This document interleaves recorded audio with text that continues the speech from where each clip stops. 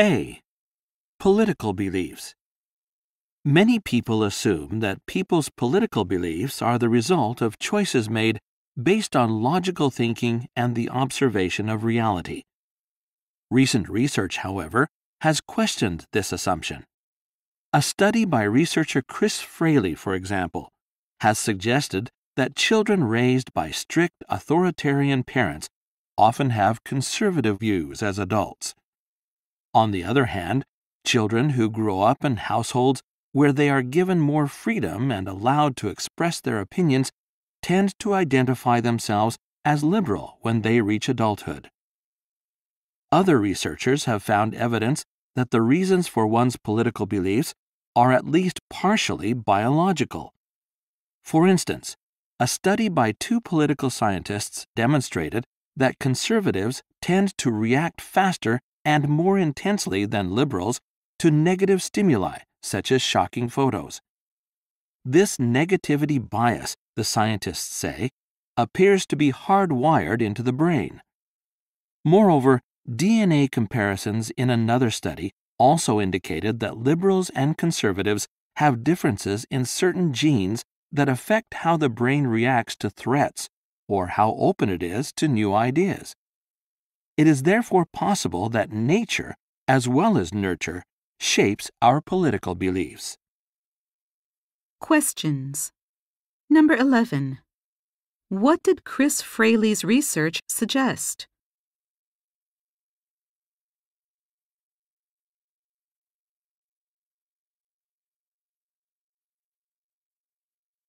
Number 12. What do the two political scientists believe about negativity bias?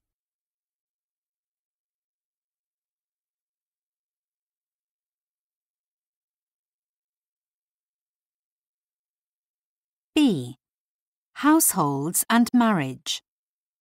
According to the U.S. Census Bureau, people living in married households in the U.S. are now outnumbered by those living in other types of household arrangements. Various factors are responsible for this change, including the tendency of younger adults to live together before getting married. The senior citizen demographic is another factor behind the change, because when one spouse dies, a single-person household is created. For a number of reasons, including greater wealth, elderly people who lose a spouse are tending to live on their own rather than move in with their families, as they may have in the past. What is more, elderly people are less likely to remarry than younger adults are. Another notable fact is that college graduates tend to postpone marriage until they have greater financial stability.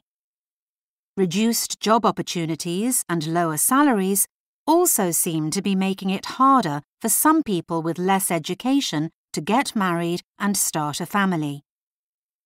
Both factors may be contributing to the lower number of married households.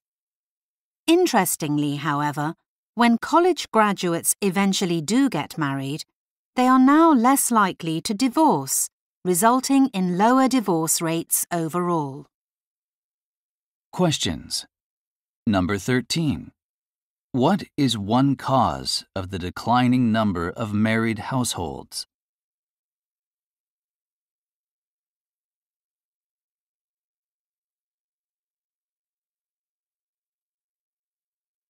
Number 14.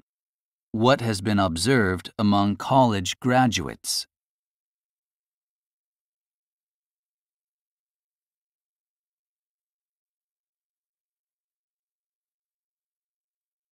C.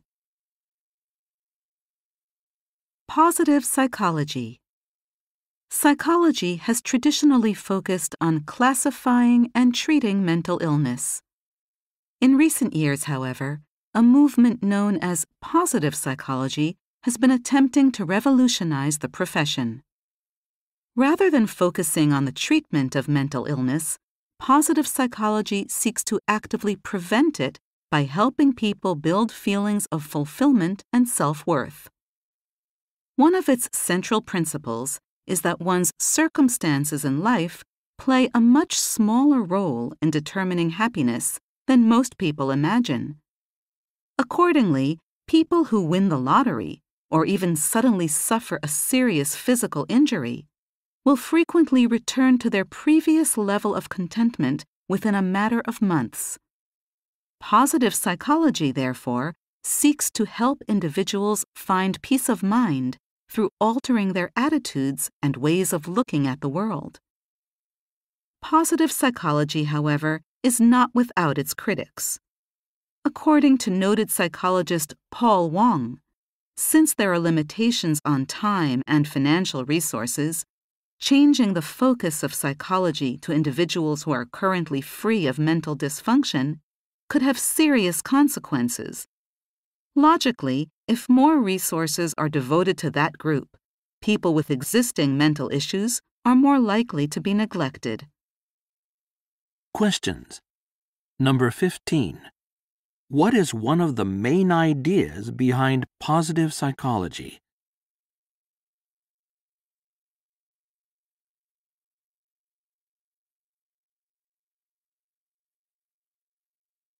Number 16. What is one criticism Paul Wong makes of positive psychology?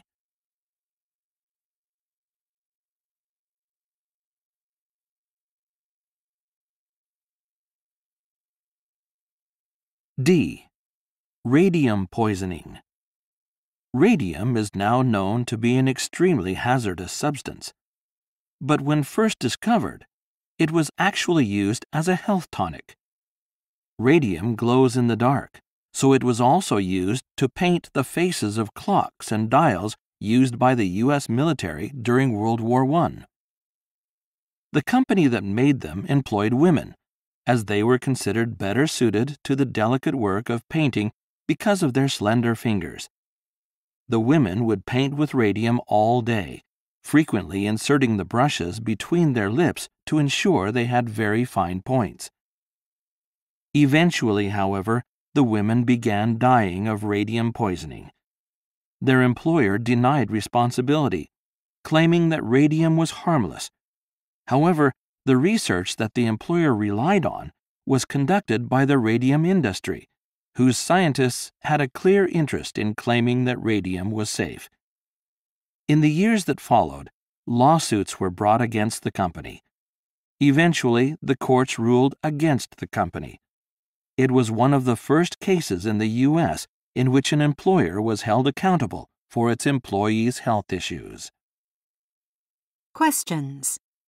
Number 17. What is one way the women were exposed to radium?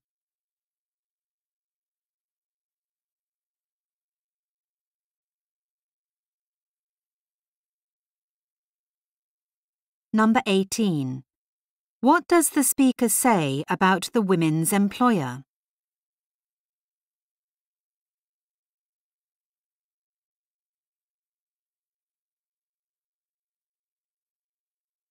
E. Technology in our bodies. A technology company in the state of Wisconsin was recently the first in the United States to implant microchips into the hands of some of its workers. Now, those employees can unlock doors, operate office equipment, log into computers, and buy items from vending machines at the company with a simple wave of the hand. Supporters of this technology view such implanted devices as cutting-edge, efficient, and inevitable. Some people insist that enhancing human bodies with technology will be necessary for them to be able to compete against machines, robots, and artificial intelligence in the workplaces of the future. Among critics, the biggest issues are security and privacy. Such technology could eventually contain tracking devices that would allow managers to monitor their workers' movements even outside the workplace. Another concern is that outside parties could access private data. Although the manufacturer maintains the implanted devices are secure, they cannot rule out hacking entirely. Health concerns are another issue. Any device implanted into the body carries the potential for infection or migration away from the implant site. Furthermore, Although such devices have been approved by the U.S. Food and Drug Administration, the long-term health effects of implanted devices are unknown. Questions. Number 19. What do supporters say about implanted microchips?